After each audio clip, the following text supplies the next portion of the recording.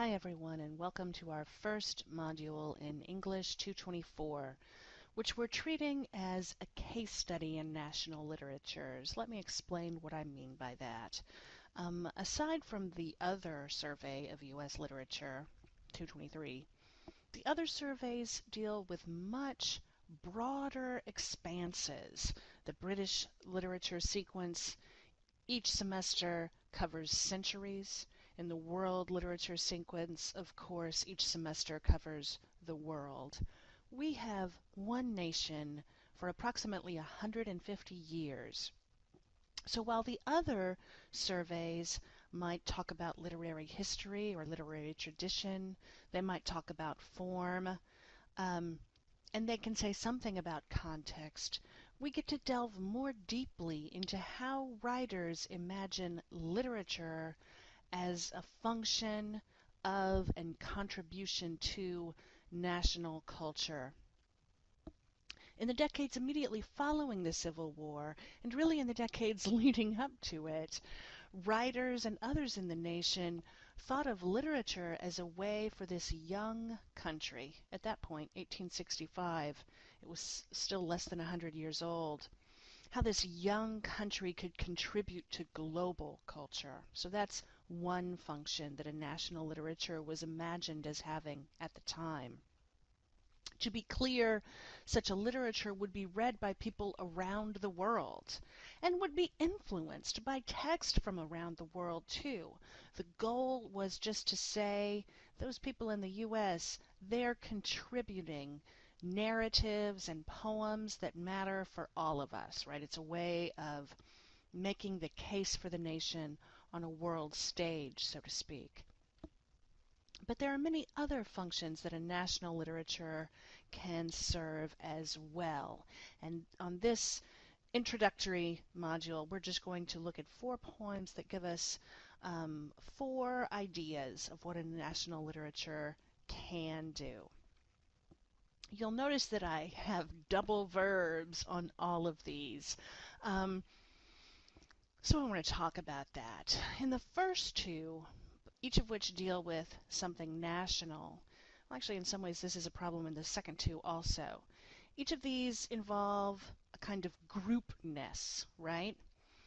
There's no such thing as guaranteed group sentiment, right? Unless you say, we're the group that feels a certain way, or we're the group that has that perspective.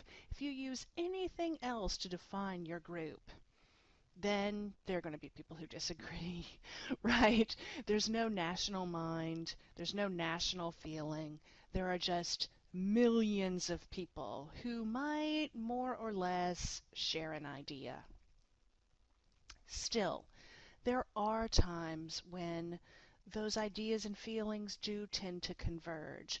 Those of you who can remember, a more recent example might be Sandy Hook, right? The shooting in the elementary school that happened just over the holiday break. I have never been to Connecticut. I have a friend who lives there. That moment tore me up. And I could tell from the newspapers I was reading that I was not alone in that, right? There were a lot of people in this country who had no connection to those children or those teachers who nonetheless felt heartbroken at the loss of those lives. Even I teach U.S. literature. I, of all people, should expect to be kind of, easily moved. But I was shocked at the extent of my feeling. And I think this is what the whole idea of the nation is about, right? There are times when we feel, wow, we share a certain responsibility or a certain care, a certain concern. That was certainly the case for our first example here.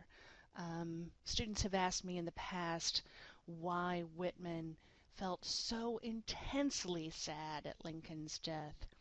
But the fact is that assassinations are traumatic for a nation. My generation and the generation that most of you probably belong to is fortunate in that we haven't seen one in this country. But the generation before me, when I talk to people about the JFK assassination, or when it comes up for whatever reason, I am always stunned by how deeply they still feel it, how vividly they remember the sense of shock and horror and the awful images of the Kennedy children who were very young at the time at the funeral. There was a way in which this was more than a personal tragedy. It was a national loss. And Whitman felt very strongly that Lincoln had been the figure that shepherded the United States through its greatest trial. And you'll see in that poem that he even reflects on what he can do as a poet. He feels that he has a certain obligation to speak for the nation, to help it mourn this terrible loss. I'm not going to say much about that poem here. It's very complicated, and there's an additional podcast series in the module that you can look to for some help in contending with Whitman. But for our purposes here, the important thing is that he's trying to express something he feels relevant to people all over the country, directly relevant to their historical context. Again, not everyone felt that way. Many people had just tried to secede from the nation immediately after Lincoln's first election, so they obviously didn't love him that much. Well, maybe some of them loved him anyway, but it's not a unilateral, unanimous sentiment, but it's something that Whitman believes binds us all, and he wants to help. Emma Lazarus, as you see here, is trying to express a national ideal. She was, of course, phenomenally successful in the sense that more than 100 years later, we still remember, we know this poem. It's embedded in our national iconography. Let me be clear, certain objects and documents in national history have become signs that seem to embody certain values or certain characteristics that set the United States apart from the rest of the world. So people often talk about the Founding Fathers or the Constitution, our distinct Constitution, which is valued so highly. The Statue of Liberty came along much later, but has still become an icon that we see in so many places.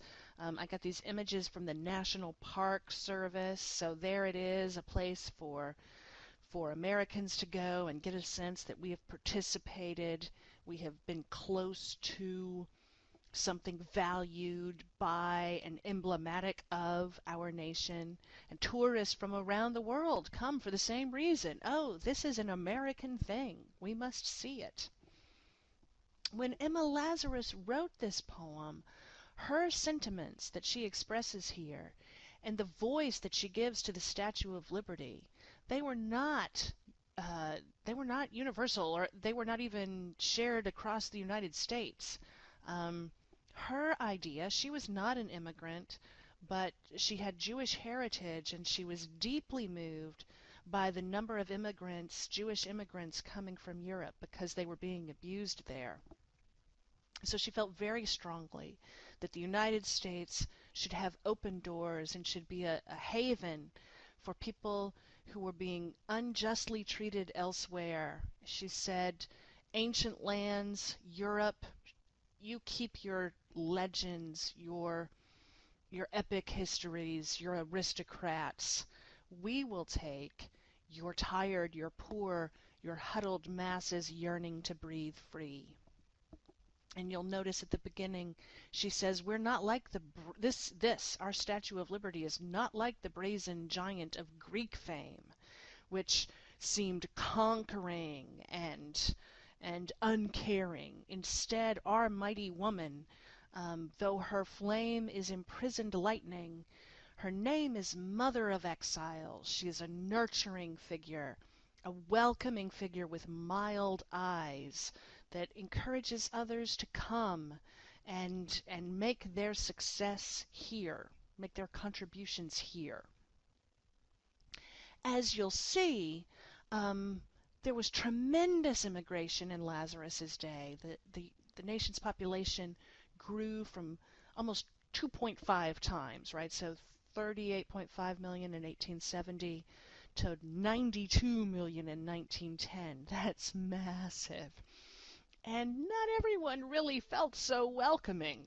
So she's not entirely expressing a national ideal. She's sort of proposing one. She's proposing one that many people share, but maybe not everybody.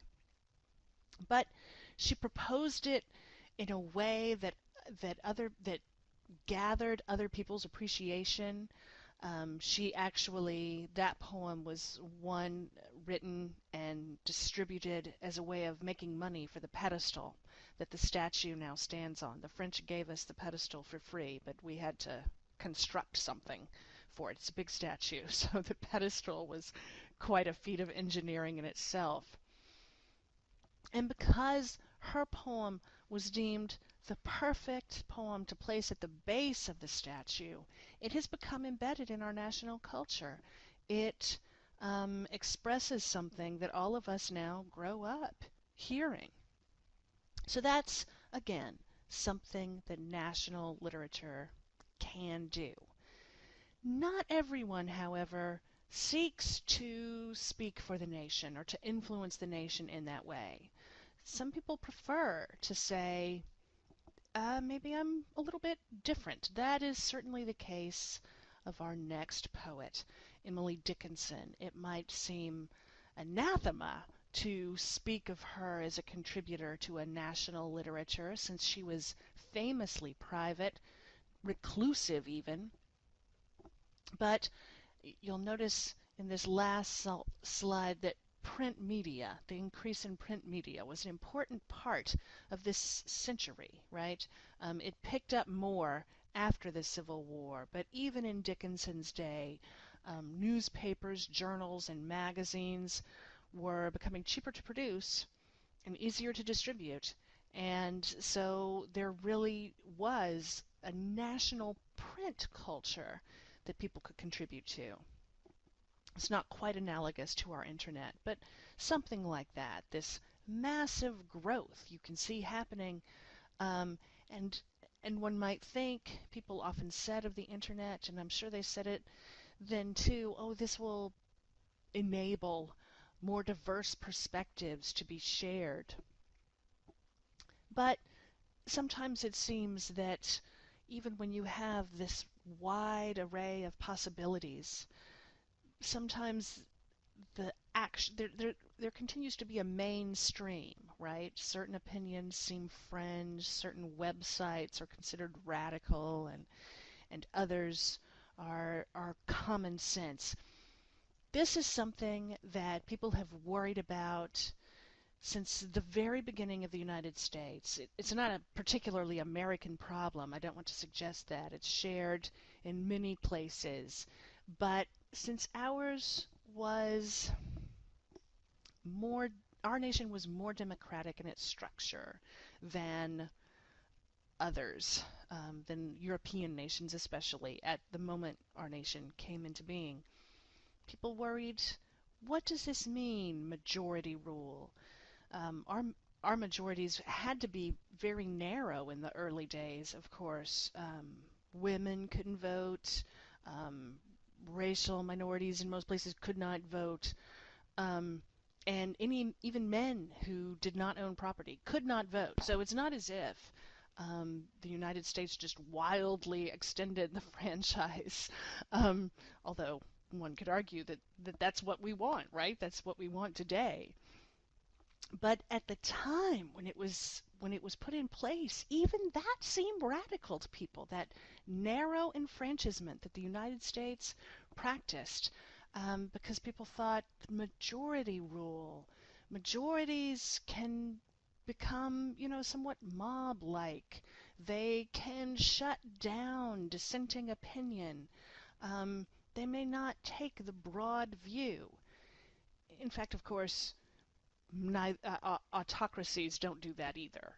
So it's kind of a moot distinction in certain ways. But my point is that Dickinson's argument here that much many thoughts deemed madness are divinest sense if you look at them with a discerning eye, whereas what's considered common sense by the majority might be the starkest madness. That is an argument that many people made in her era, interestingly enough. This is an argument for idiosyncratic perspectives. It's an argument that we shouldn't all conform. There should be different voices. Um, Oddity can be a very good thing, right? What's dangerous is a culture where only by assent can you avoid being labeled dangerous and being handled with a chain. This is an idea we'll see again. Dickinson, for all her quirkiness, expressed something here that has been a powerful idea in national literature. Um, Writers, I suppose artists in general, tend to have distinct, often idiosyncratic opinions and argue that their function is to allow for a certain broadness in the culture, to enable people to imagine things they might not otherwise have done, not just to say what everyone believes, but to say the interesting new thing. And I'll talk about another function of national literature in part 2 of this podcast.